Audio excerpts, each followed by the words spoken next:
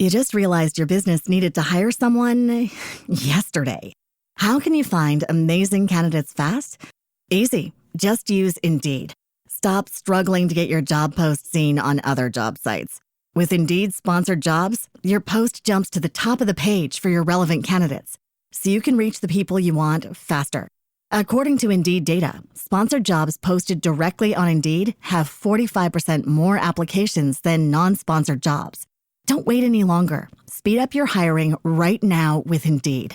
And listeners of this show will get a $75 sponsored job credit to get your jobs more visibility at Indeed.com/ARTS. Just go to Indeed.com/ARTS right now and support our show by saying you heard about Indeed on this podcast. Terms and conditions apply. Hiring? Indeed is all you need. 30% discount at Stone Stopper by Moonstone TM. Find us at moonstonenutrition.com. Here radio. Stone Stopper by Moonstone TM is a doctor-developed, science-backed kidney health solution with 30 MEq of alkali citrate to prevent kidney stones. Available in powders and capsules. Enjoy an exclusive discount with my promo code moonstonenutrition.com. Here radio to get 30% discount.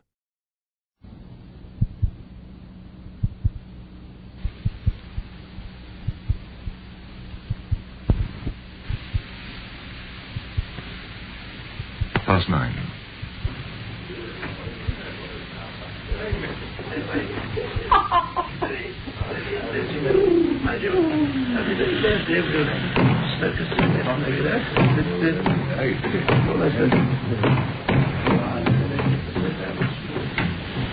The last stragglers were leaving Mariner's Waxworks. The uniformed attendants, glad that another day's work was over, were locking up. On the second floor of the old grey building, the manager, a stout, blond man of smart appearance, was talking to one Raymond Hewson, who looked anything but smart. His clothes, although good once, were showing distinct signs of their owner's losing battle with the world. There's nothing new in your request. In fact, we refuse it to many people. Young bloods have often made bets, but we don't play ball. We've nothing to gain and something to lose by letting people spend a night in our murderer's den.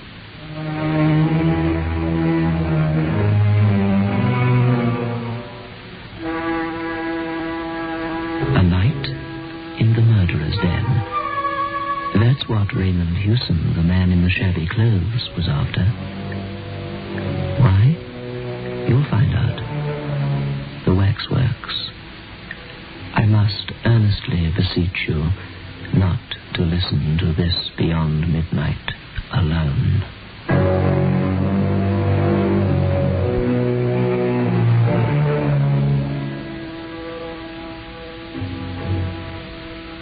Biotex, the new soak and pre-wash powder, presents Beyond Midnight by Michael McCabe.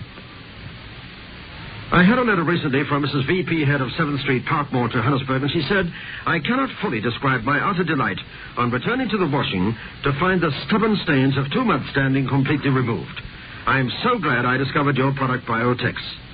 And now Mrs. J. Longman of Cambridge, West East London, wrote to say, just a word of thanks for your new soak and wash powder, Biotex. I find it almost too good to be true.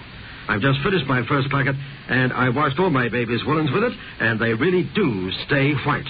And what is more, they keep their shape so well, too. Once again, thanks for a wonderful product. I'm just hoping you won't wait too long before putting a large economy-size packet on the market. Well, thank you, Mrs. Head of Parkmore, and Mrs. Longman, for your endorsements. I, too, can endorse Biotex by making certain claims to you, ladies, the most important of which is that with Biotex, the stubbornest, the very stubbornest stains just vanish merely by soaking.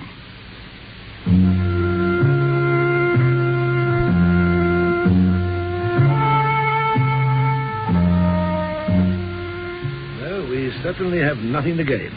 If I allowed it and let some young idiot lose his senses, what would be my position? But, of course, your being a journalist somehow, that alters the case. Well, I suppose you mean that journalists have no senses to lose.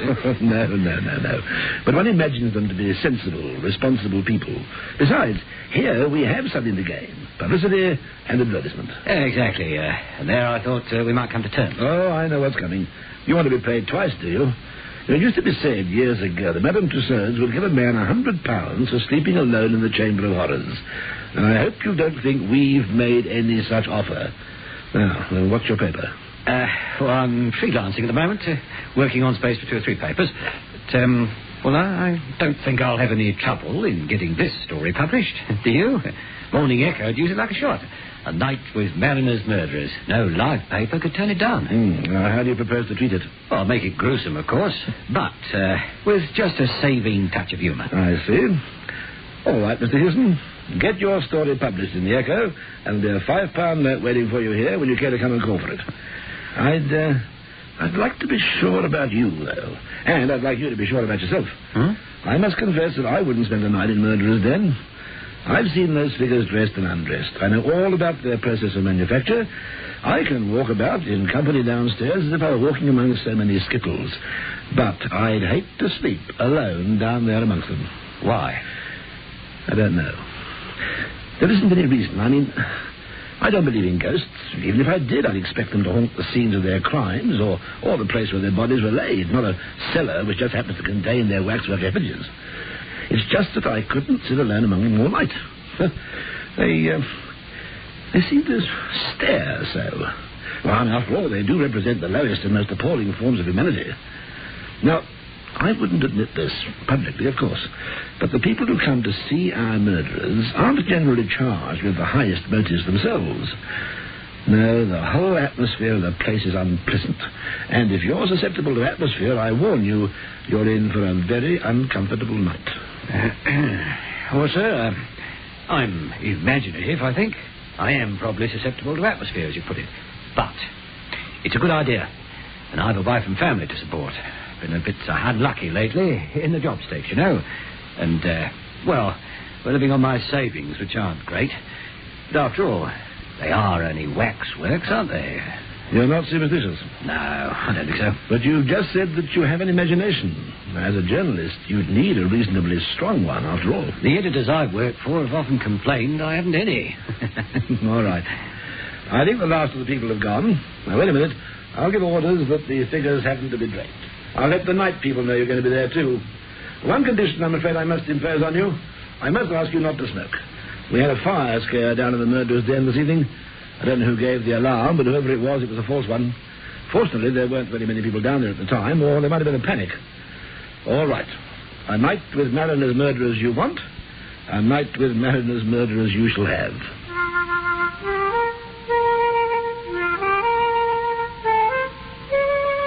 In the passage at the bottom of the stairs were a few preliminary horrors.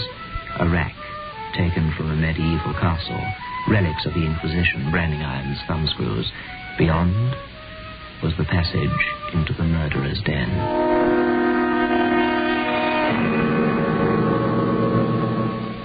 The Waxworks. Thurtell, the murderer of Weir, stood as if frozen in his diabolical act. Within 5 yards of him sat Mrs. Thompson. There was Lefroy, who killed for gain so that he might ape the gentleman, and Charles Peace, sneering across a gangway at Norman Thorne.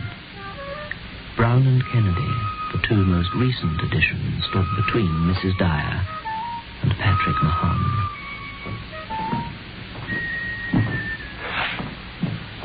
Oh, now, that's Crippen. I expect you recognize him. Insignificant little beast. Looks as if he couldn't tread on a worm. Oh, there's Armstrong. Looks like a decent, harmless country gentleman, doesn't he? And, of course, this... Who's this? Oh, yes, I was coming to him.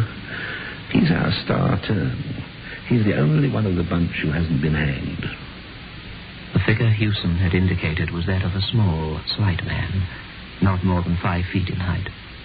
It wore little waxed moustaches, large spectacles, and a caped coat.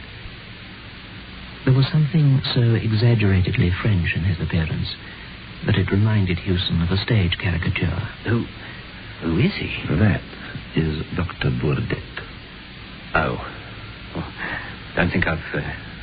well, somehow the name's familiar, but I forget... Well, you'd remember better if you were a Frenchman. For some long while, that man was the terror of Paris. He carried on his work of healing by day and of throat-cutting by night, when the fit was on him.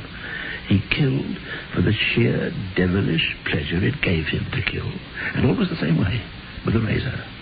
After his last crime, he left a clue behind him which set the police on his track. Now, one clue led to another, and before long they knew they were on the track of the Parisian equivalent of Jack the Ripper. They had enough evidence to send him to the madhouse or the guillotine on 12 capital charges. And they caught him then? No. Our friend was too clever for them, even then. When he realized the net was closing, he just vanished. Disappeared off the face of the earth. Ever since the police of every civilized country have been searching for him. Oh, where can he have possibly gone to? I mean, with such a hunt on for him... Oh, there's no doubt about that. Did himself in, obvious. But in such a way that prevented his body coming to light. Now, 1 or 2 crimes of a smaller, though similar nature have taken place since he disappeared, but he's believed to be dead. The experts think the crimes, a sense, are, the actions of imitators. Look at his eyes. Yes, that little figure's a masterpiece. You find the eyes bite into you, don't you? Sort of, yes. Well, that's excellent realism, then. What do you mean? Mesmerism. Pardon? Burdett practiced mesmerism. He was supposed to mesmerize his victims before dispatching them. Oh. Indeed, had he not done so, it's difficult to believe how so small a man could have done his ghastly work. He's very small, isn't he? Doesn't look very strong or anything. Well, there were never any signs of a struggle. There's an armchair here for you, Mr. Hewson. It's the best we can do for you, I'm afraid. I hope you'll be able to get some sleep. Mr. Hewson. Mr. Hewson. You know... I thought... Yes? Well, I thought, just then, I thought I saw, the doctor, Burdett, well, silly, but, well, I thought I saw him move.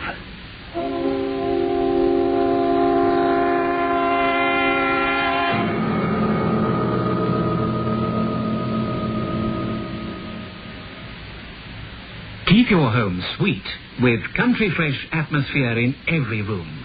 Keep Airwick handy. Airwick is the air freshener that actually knocks odors right out of the air. It doesn't just mask them with heavy scent. Airwick is the modern air freshener in economical bottle or a smart aerosol. Get Airwick. It makes breathing a little nicer.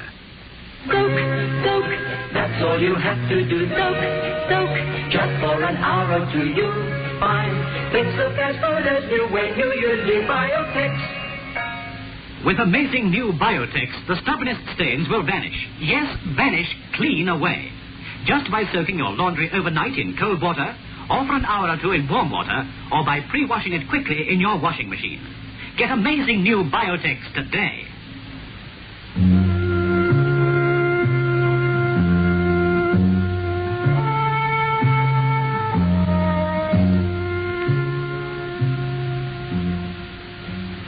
Imagination. Silly, but... Well, I could have sworn... Just for a second. You'll have more than one optical illusion before the night's out, I'm afraid. Well, you won't be locked in. You can come upstairs when you've had enough of it. There are watchmen on the premises, so you'll find company. But don't be alarmed if you hear them moving about. I'm sorry I can't give you any more light, but all the lights are on. For obvious reasons, we keep the place as gloomy as possible. Yes. And now I think you'd better return with me to the office for a tot of whiskey before your night's vigil,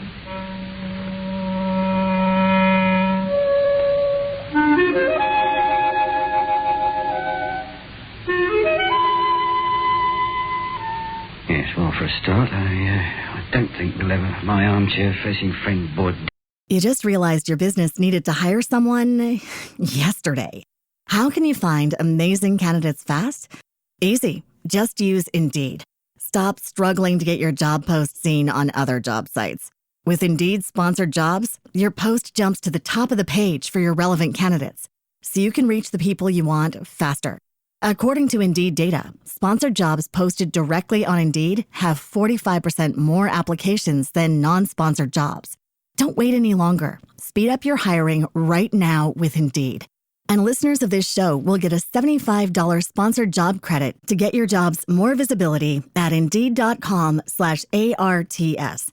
Just go to Indeed.com/ARTS right now and support our show by saying you heard about Indeed on this podcast.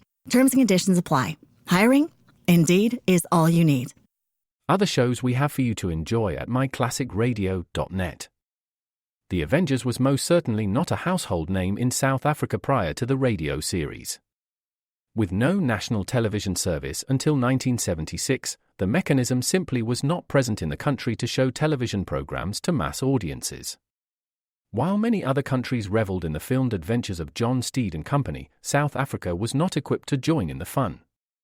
The series took Britain by storm and made a major impression in the American markets, being that greatest of rarities, a British series given a network transmission slot. However, as a film series, rather than a videotaped one, The Avengers was able to gain a modicum of exposure in South Africa through film rentals. Come and listen at myclassicradio.net. Yeah, I think I like him a lot less than the others.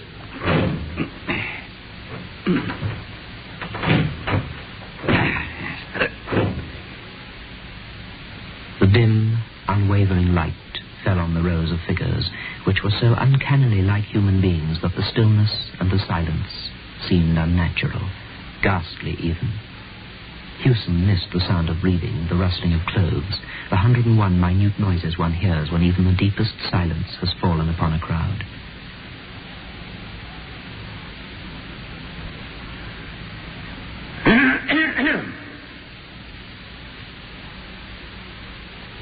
The air was as stagnant as water at the bottom of a standing pool. Not a breath in the chamber to stir a curtain or rustle a hanging drapery or start a shadow. Must be like this at the bottom of the sea. Have to work that into the story somehow. Like the bottom of the sea. Sinister lot, I must say. Even Armstrong doesn't look quite such a harmless country gentleman now. Still, they're only Waxworks. All would be well, thought Hewson. Yet somehow, what prevented him most of all from feeling absolutely comfortable was the knowledge that Dr. Burdett was directly behind him. He knew, in fact, that the little Frenchman's waxen stare was directed at the back of his neck. He itched with a desire to turn round. Come on. My nerves have started already. If I turn and look at that dressed-up dummy, it'll be an admission of funk. It's because you're afraid that you won't turn and look at him. Rubbish. Not afraid at all. Yes, you are. Rot. Complete and utter rot. Afraid? A lot of Waxworks. Not of a lot of Waxworks. Just one. Dr. Burdett. French fool. Not so healthy now, is he? Look at his eyes. Don't want to see his eyes. All the same, he had to eventually have a quick look round at Dr. Burdett. Only a waxwork like the rest of them. They're all only Waxworks. All the same, he took another quick look behind him. Now, it did not worry Hewson too much, because it was, after all, only his imagination, but there seemed to be a subtle change in the grouping of the figures around Dr. Burdett. Or was it Dr. Burdett himself? Looking to the front of him, he looked at Crippen. Again, he had the slight feeling that something, somewhere, was a bit different. Crippen seemed, for instance, to have turned 1 degree to the left. Must have moved my chair a bit. Yeah. Not Crippen. It was me who moved. And just then, the waxwork of grey moved a hand. At least Hewson thought the hand moved.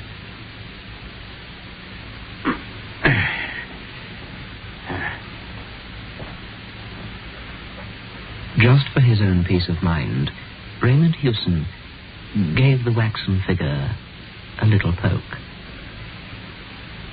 Wax. No more, no less. Lifeless, lifelike wax.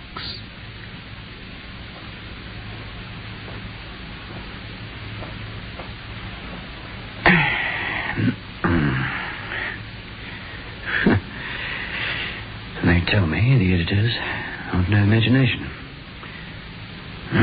Better make some notes. Yeah.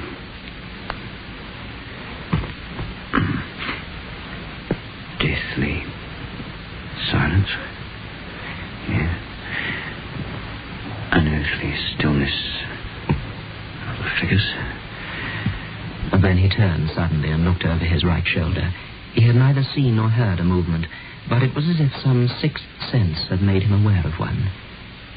He looked straight into the vapid countenance of Lefroy, which smiled vacantly back as if to say, "It wasn't I." Of course it wasn't you. Wasn't any of you. And then he looked back, and Crippen seemed to have shifted his position slightly. Can't trust that little beggar. Can't trust any of them. Once you take your eyes off them, they move. Not good enough, this isn't. I reckon I'm going. Not going to spend a night with a lot of waxworks who move when you aren't looking at them.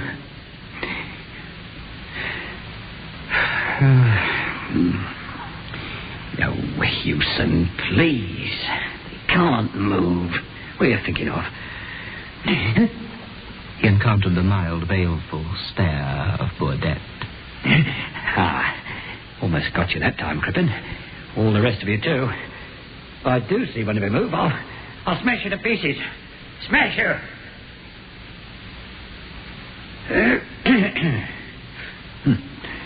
Experienced enough already to write my story. 10 stories for that matter. Yeah. Morning Echo. Wouldn't know how long I'd stayed if I cleared out now. As long as the story's good. Yes. But that watchman up there. He'd pull my leg all right. And perhaps the manager wouldn't give me the $5 too. Find out all right how long I was here from the watchman. Rose will laugh about this, I tell her. You asleep, Rose girl, or awake thinking of me? Can't have Rose laughing at me. Kids will pull my leg too. Yeah. Nothing worse than having someone's breathing.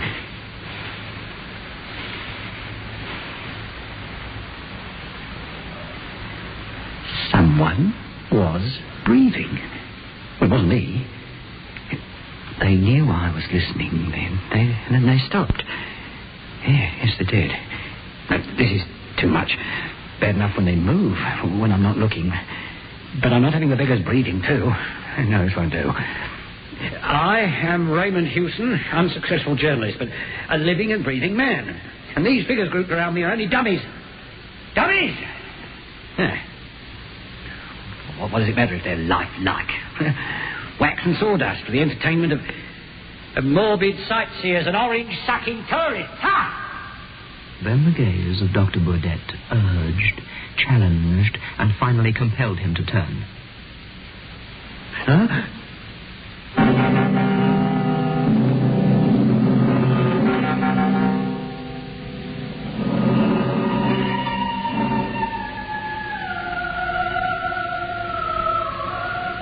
Hewson stared into those dreadful, hypnotic eyes. His own eyes were dilated, and his mouth, at first set into a grin of terror, lifted at the corners into a snarl. You moved, blast it. Yes, you did. I saw you. I saw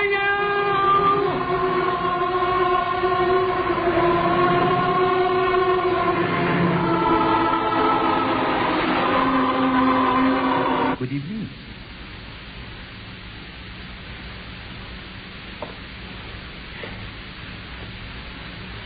Dr. Baudet's movements were quite leisurely. He stepped off his pedestal with the mincing movements of a lady alighting from a bus. I need hardly tell you that not until I overheard the conversation between yourself and the worthy manager of this establishment did I suspect that I should have the pleasure of a companion here for the night. You cannot move or speak without my bidding, but you can hear perfectly well. Something tells me that you are, shall I say, nervous? My dear sir, no illusions. I am not one of these contemptible little effigies suddenly come to life. I am Dr. Baudet himself. Pardon me, but I'm in Steve. Let me explain. Circumstances with which I need not fatigue you have made it desirable that I should live in England. I was close to the building this evening when I saw a policeman regarding me, thought too curiously. I guessed that he intended to follow me and perhaps ask embarrassing questions, so I mingled with the crowd and came in here. Inspiration showed me a certain means of escape. I raised a cry of fire, and when all the fools had rushed to the stairs, I stripped my effigy of the caped coat, which you behold me wearing, donned it, hid my effigy behind the platform at the back there, and took its place on the pedestal. I own I have spent a most fatiguing evening. The world is divided into collectors and non-collectors. The collectors collect anything according to their own individual tastes. I collect throats. And the doctor regarded Hewson's throat with interest mingled with disfavor. My activities of late have been curtailed. I'm glad, though, of the pleasant opportunity of gratifying my somewhat unusual whim. I should never have selected you from choice, of course. No, I like men with thick necks. Thick red necks. This is a little French razor. The blade, you will observe, is very narrow. It does not cut very deep, but deep enough. In just one little moment, you shall see for yourself. I shall ask you the little civil question of all polite barbers. Does the razor suit you, sir? You will have the goodness to raise your chin a little. Thank you. And a little more, just a little more. Thank you. Merci, monsieur. Merci. Merci.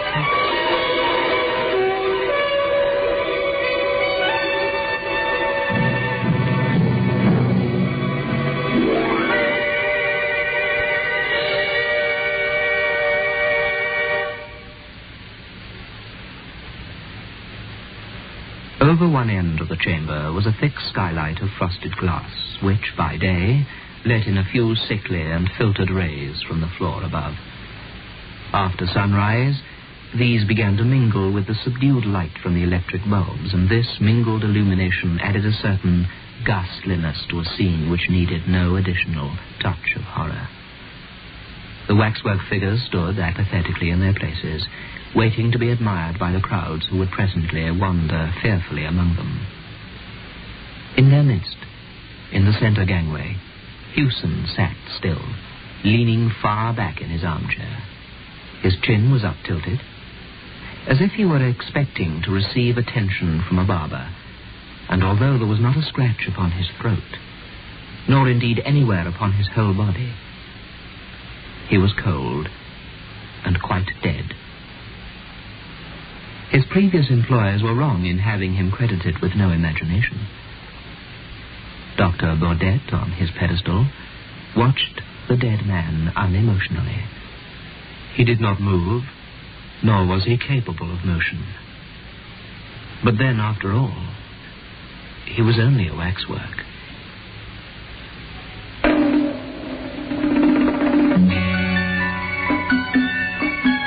You just realized your business needed to hire someone yesterday. How can you find amazing candidates fast? Easy. Just use Indeed. Stop struggling to get your job post seen on other job sites. With Indeed sponsored jobs, your post jumps to the top of the page for your relevant candidates, so you can reach the people you want faster. According to Indeed data, sponsored jobs posted directly on Indeed have 45% more applications than non-sponsored jobs. Don't wait any longer. Speed up your hiring right now with Indeed. And listeners of this show will get a $75 sponsored job credit to get your jobs more visibility at Indeed.com/ARTS. Just go to Indeed.com/ARTS right now and support our show by saying you heard about Indeed on this podcast. Terms and conditions apply. Hiring? Indeed is all you need.